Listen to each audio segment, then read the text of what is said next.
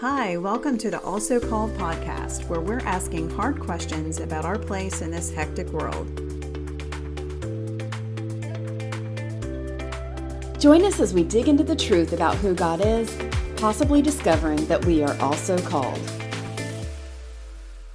So welcome to Also Called Podcast. In today's episode, we're going to talk about daughter. She's also known as the woman with the issue of blood. And we've invited Dr. Trudy Johnson, a therapist, a licensed therapist, to come in and talk to us about some of her issues and some of the things that Jesus did to change her life. So Dr. Trudy, welcome. We would like to get to know you. So tell us a little bit about yourself. Thanks, Mia and Andrea. Yes, thanks for having me here. I'm a licensed marriage and family therapist, been doing that almost 20 years. Started out in marriage counseling and therapies, but I have switched basically to a lot of trauma work because I started discovering in marriages how traumatized people were. They literally, couples have PTSD of each other practically because that's bouncing on a lot of woundedness from their past. I'm really focusing now more on the trauma aspect and really enjoying my work now and part-time-ish also so that I can spend some time with my husband and my grandchildren, just enjoying life and doing what God says when it's time to do it. Well, thank you so much for sharing your expertise and your experience and your time with us today.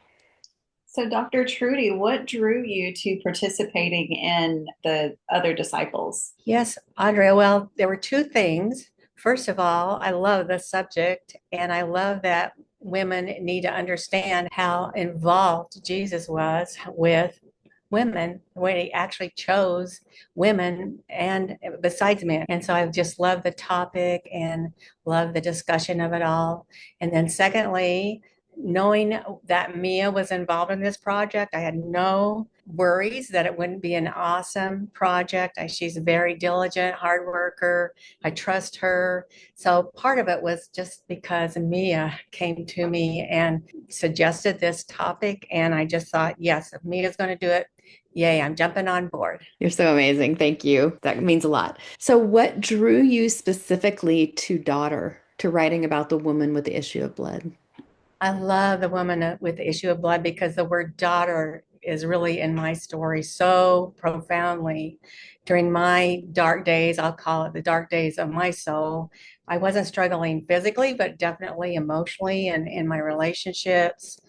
And during that time, a really good friend of mine went to Israel. And I asked her, if I just write out a little prayer on an index card, would you put that in the wailing wall for me? And she did. The day that she did that, she let me know. The next day, when I opened my Bible, there was the verse. It was so wonderful. Daughter, your faith has made you whole. I really felt like Jesus spoke in my heart the word daughter. And what I had written on that index card was, Jesus, if you just let me touch the hem of your robe, I know I'll be healed. So this story is very, very special in my own personal life. That's awesome. And especially that you were so specific in what you wrote and that he responded in with the specific story. That's a God thing, totally. Very God thing, very special in my history. That's beautiful. So, what did you enjoy most about writing for daughter? It's a good question, Andrea. And really, it was just remembering this personal story of myself. As we go through the years, we kind of forget those milestone moments. So it was good remembering my own daughter and touching his robe and getting well. And so I enjoyed kind of looking back on my own life and seeing how he has moved in my life to heal so many areas. So let's kind of start jumping into daughter. So, daughter is the woman with the issue of blood, and her basic story is that for 12 years she had been suffering with a hemorrhage or some type of disorder that made her unclean. So, she had layers of things going on from physical ailments to emotional to being an outsider in her own church, community, maybe even family. So, she has layers to her issue, and it's everything from being ashamed to the stress of being an outcast all the way to what Jesus does. He stops when someone touches the hem of his robe and he feels the power go out from him and he stops and he said, "Who touched my robe?" And it wasn't an accusation, but I think he was setting her up for a public acknowledgement because when he heals her, he says, "Daughter." And he is publicly proclaiming her now restored to herself, her community, her family, and her identity completely changes from 12 years of this. And we don't know if she had trauma before that or what her life was before that, but we know it's a very marked and distinct change going forward for her. So it changes her identity. So we've invited Dr. Trudy to come in today and explore the whole gamut of what daughter goes through. So, Dr. Trudy, can we start with her before Jesus and living in shame? What is shame exactly? Yes, shame is that incredible feeling that I'm fundamentally flawed. Something's wrong with me. I'm different. And no matter how hard I try, I'll never be good enough. I have to try twice as hard to be half as good. So it's just a real dark feeling, emotion. First of all, it starts as an emotion, but it's something that has impacted actually the whole human race from the beginning of time in the garden, right? When Adam and Eve had to hide, they sewed fig leaves to cover themselves. In Genesis 3 talks about that. And so the subject of shame that causes us to hide and be alienated, doubt ourselves, and be very lonely in our emotional challenges. One of the podcasts that I listen to a good bit is Therapy and Theology. It has Lisa Turkhurst, Dr. Joel Muddamalle, and Jim Kress, which is her counselor, actually. And he always refers to shame as self hatred at my expense. So, Dr. Trudy, we were talking about the emotion of shame. What do you think it is warning us about? Well, it's warning us that there's something in there that really needs touching so that we can live a victorious life. It's like a light in our car. Whenever there's a red light that goes on, it means something's wrong. We need to fix whatever is going on or we're going to crash. So it's okay. It's good to recognize, wow, I do have a lot of shame, but it's a beautiful message from the Lord that we need more help from Him to gain our true identity in Christ, to be free of that self-loathing that can just take us down and be so detrimental to our ability to have relationships and enjoy life and even understand how much He loves us. I love that you say it's like a warning light. It's so often we try to shove all of our emotions down, especially Mia and I have talked about being Gen Xers. That's kind of what we were raised on, you know. But emotions themselves aren't bad. It's how we respond when we have those emotions. Exactly. So if there's a red light going on in your car, you don't just keep driving and say, well, I hope it's going to be okay if I don't put oil in there. No, it's a definite signal from the Lord of tapping on our shoulders. Let's do some more work here. So that brings up the next question. What brings on shame and kind of how is it different from, oh, I'm embarrassed or I kind of have some regret about that? How is that different? I actually label 3 areas of shame, and I've actually created a worksheet for my clients that are dealing with shame. So there's really 3 areas that are going to hit us.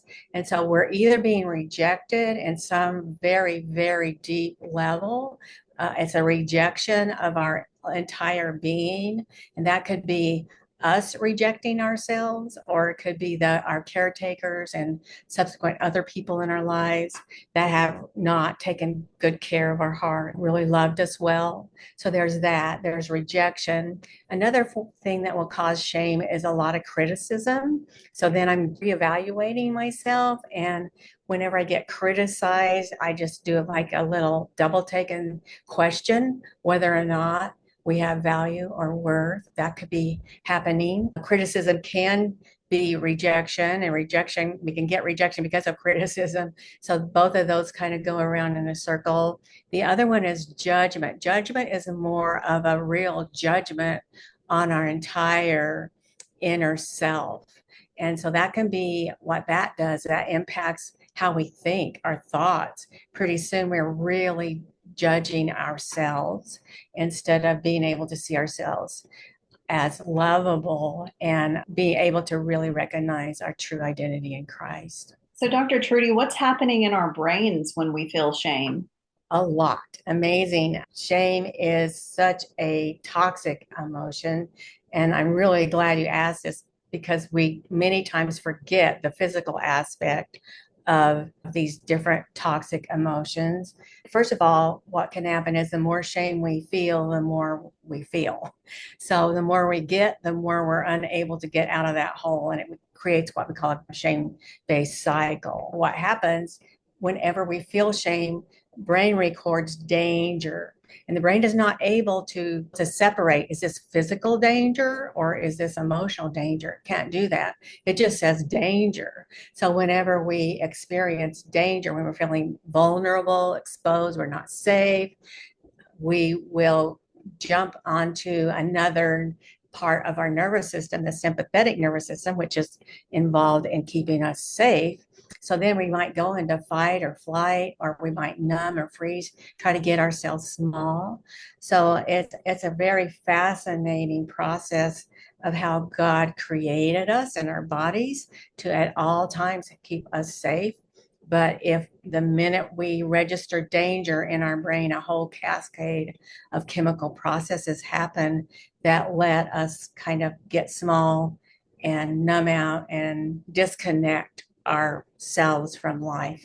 So it's like we had another therapist on that we were talking with about another one of the disciples.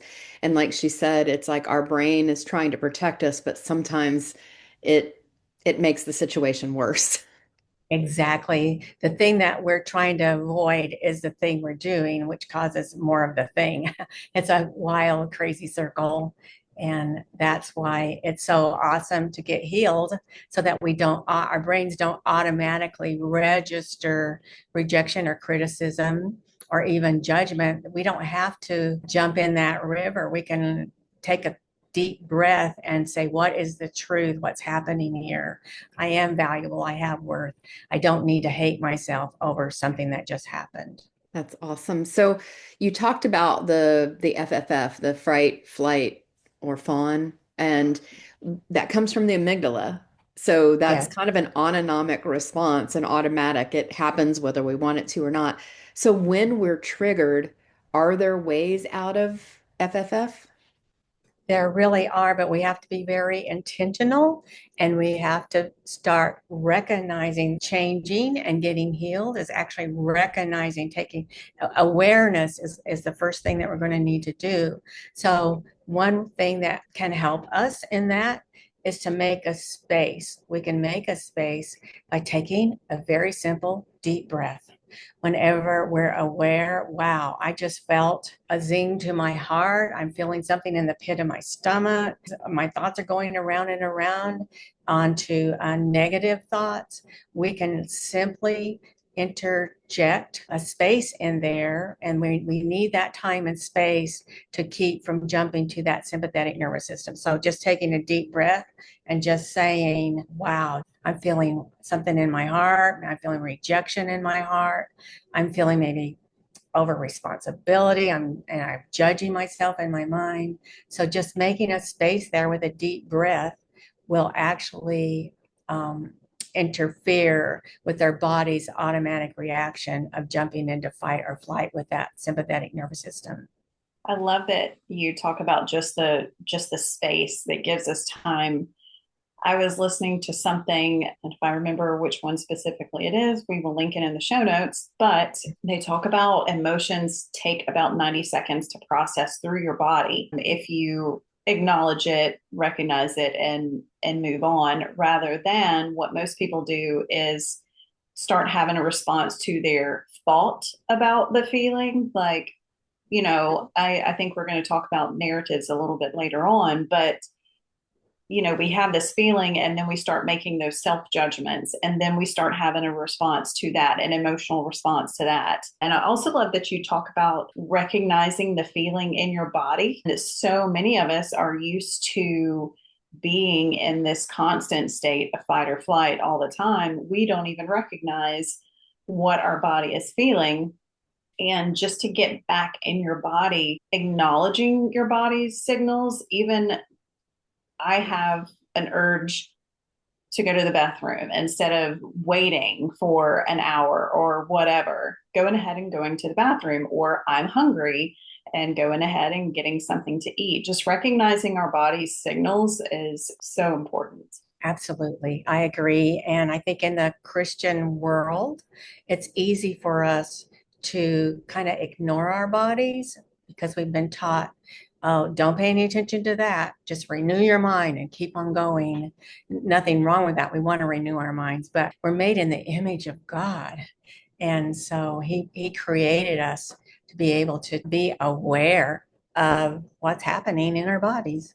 Speaking of bodies, I can imagine that the daughter with the issue of blood probably felt like her body was betraying her because it was doing something so abnormal and it lasted for so long.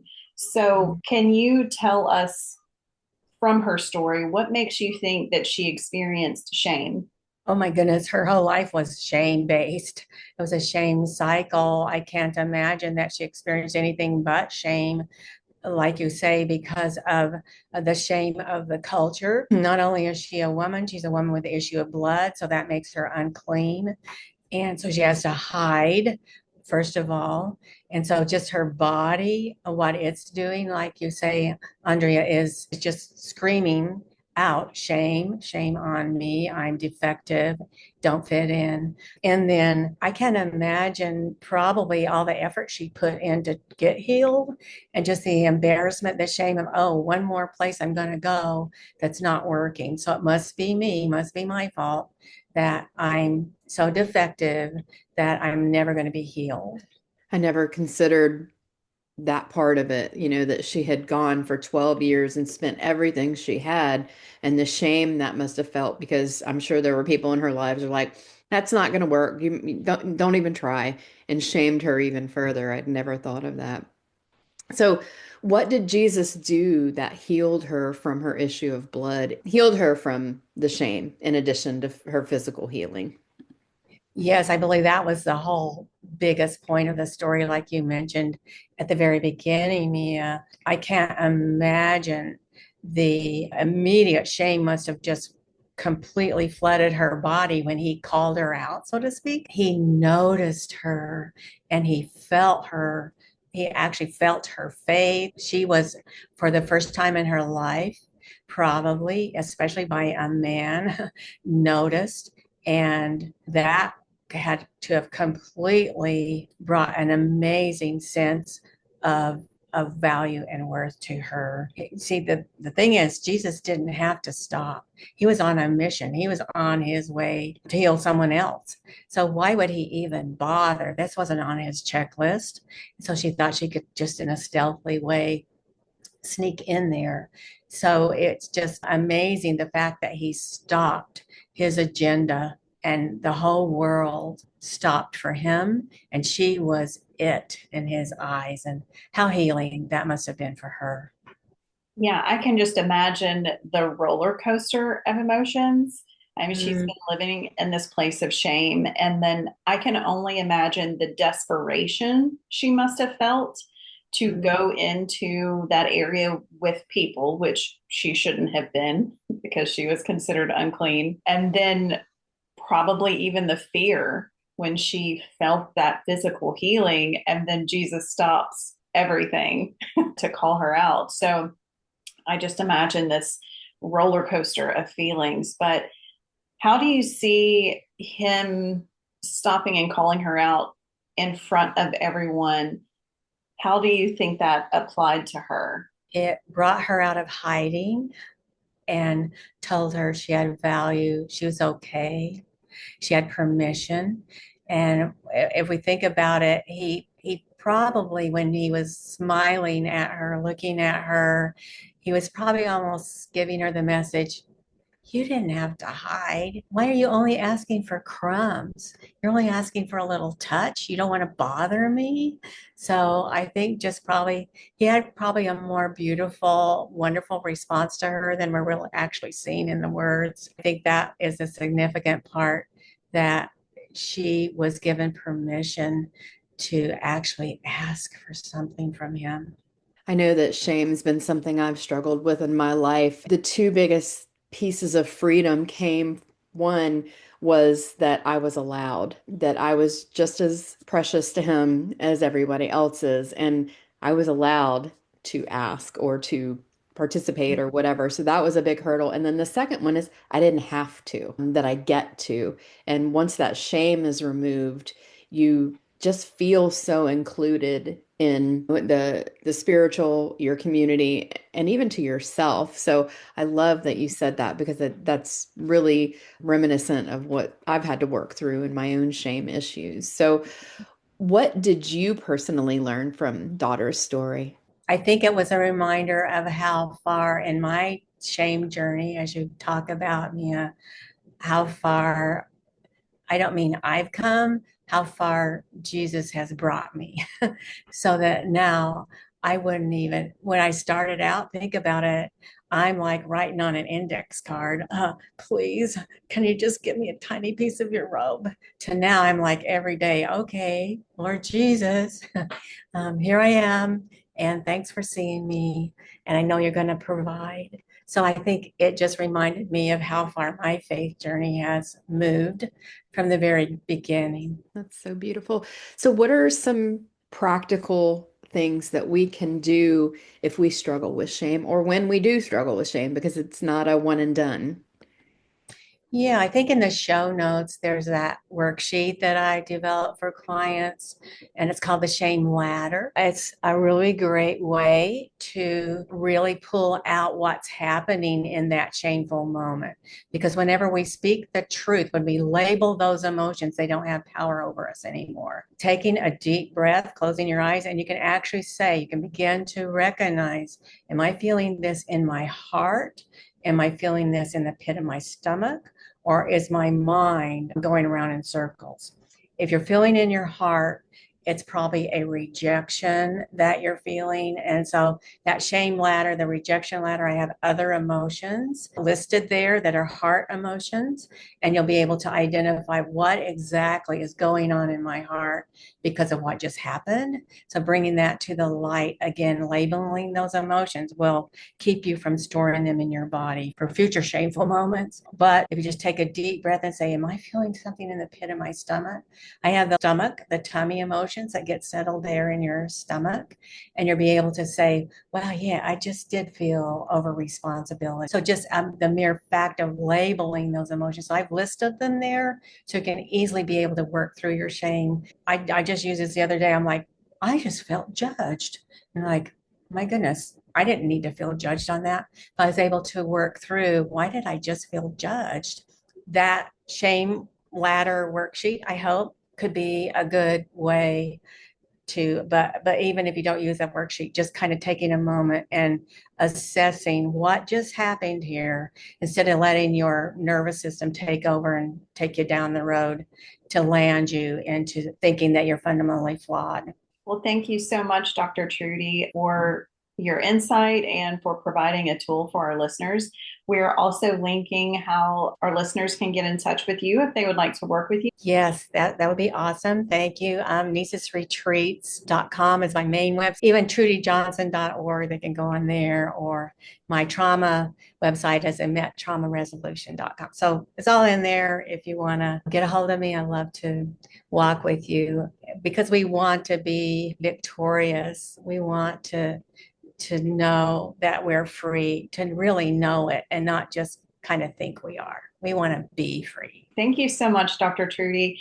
And thank you, listeners, for joining us today on Also Called as we discussed shame that daughter was experiencing. Be sure to check out the book, The Other Disciples, to learn more about daughter and the other 11 disciples that we wrote about. So remember, until next week, be curious. And keep seeking. Thank you so much for joining us today. Also Called provides a space for honest conversations about the truth of who God is, who we are, and the relationships He wants us to have with Him, each other, the church, and ourselves. This episode was just the start of the conversation. Be sure to check the show notes for extra resources to go further. You can also find our social media sites to join the discussion. Don't miss our next chat by subscribing to our YouTube channel or wherever you listen to podcasts. Also Called is part of Bible and Pop Culture, a crowd-funded nonprofit that allows us to provide our content to start great conversations for free. You can help us keep doing this by checking out bibleandpopculture.com or alsocalled.org's donate subscribe buttons with a one-time gift, supporting us monthly, or sharing us with someone who might like the conversation. Thank you for being a part, and see you next conversation.